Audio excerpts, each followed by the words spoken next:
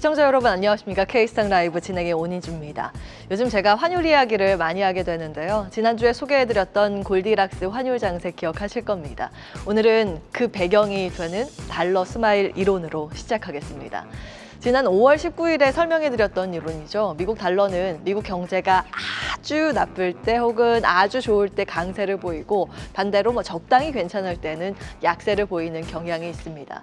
즉 위기 땐 안전자산 선호로 호황 땐 금리차 메리트로 달러는 이렇게 강해지지만 그 중간지대 위기도 없고 그렇다고 독주도 아닌 구간, 즉 아주 뜨겁지도 아주 차갑지도 않은 구간에선 투자자들이 상대적으로 다른 통화를 선호하면서 달러는 약세로 돌아선다는 논리입니다. 그리고 지금이 바로 그 중간지대입니다. 미국 경제는 불안하지만 망가지진 않았고 금리 인하 기대는 높아졌죠. 달러는 미소를 짓고 지금은 신흥국으로 발걸음을 옮기고 있습니다. 실제로 글로벌 주식형 펀드의 자금 흐름을 들여다보면 흥미로운 흐름이 포착됩니다. 최근 자금은 미국 중심에서 점차 벗어나서 미국 외의 국가로 이동하는 모습입니다. 파란색이 미국인데요. 올라가다가 최근 들어서 우상향이 주춤하고 있는 모습 보이실 겁니다. 분홍색이 유럽인데 여기는 정말 가파르게 최근 상승 중이고요. 한국을 포함한 아시아도 최근래 들어서 진한 빨간색입니다.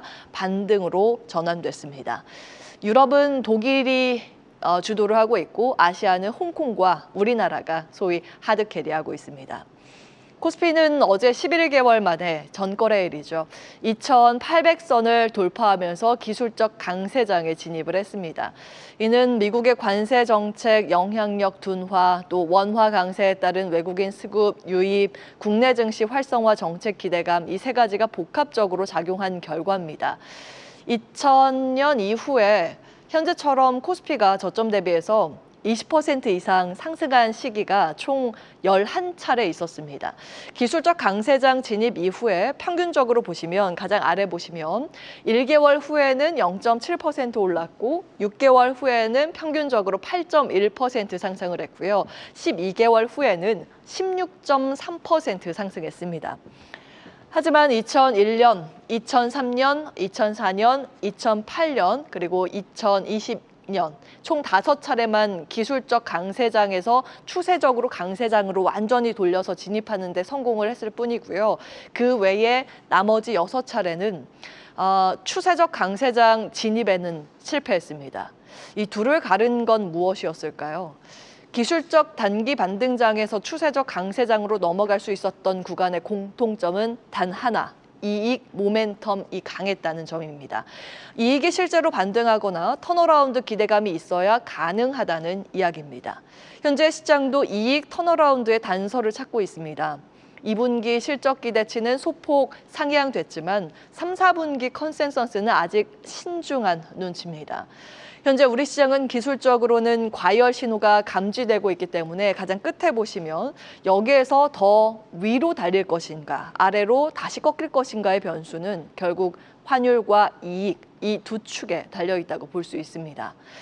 그럼에도 외국인의 태도는 꽤나 적극적입니다. 5월 들어서 10개월 만에 우리 시장에 복귀했을 뿐만 아니라 지난주 4일, 5일 이틀 동안만 해도 외국인은 코스피에서 2조 원 이상 순매수하면서 시장을 강하게 끌고 가고 있습니다. 외국인들의 쇼핑 목록을 보시면 반도체를 가장 많이 담았고요. 그 밖에 은행, 보험도 눈에 띕니다. 이들은 한국 증시 시가총액의 핵심 덩치들이라고 볼 수 있겠죠. 삼성증권은 외국인의 매수세가 시장 전체로 확산될 때 시가총액 상위 대형주, 특히 반도체, 금융, 지주사를 적극적으로 포트폴리오에 담아야 성과를 높일 수 있다고 분석했습니다. 하지만 단기 오버슈팅 구간에선 변동성이 동반되기 마련입니다. 그래서 시장 전략은 양손을 쓰는 전략이 국내에서 가장 많이 제시가 되고 있는데요. 시장이 상승할 때는 외국인이 사는 종목인 반도체나 지주사를 볼 필요가 있겠고 이쪽으로 탄력이 덜할 때 반대로 또 주목할 수 있는 이익 가식성이 높은 기존 주도주, 오늘은 조정을 받고 있지만 조선과 방산, 여기에다가 오늘도 강한 원전이 같이 꼽히고 있습니다. 오늘 나온 골드만삭스의 리포트에서도 이와 같은 전략적 알파 접근 병행 전략을 제시했습니다. 그리고 삼성증권은 주도주들의 주가가 급등한 부분이 부담스럽다면 바이오, 화장품, 엔터 업종이 상대적으로 편한 선택지라고 같이 분석을 했습니다. 환율은 미소 짓고 증시는 전진 중입니다. 하지만 시장의 미소가 진짜 웃음인지 아니면 쓴 웃음인지 이 결국 이익이 증명할 일입니다. 계속해서 다양한 경제 이슈를 알고 싶다면 구독과 좋아요, 알림 설정 부탁드립니다. AI 캐스터 권미정이었습니다.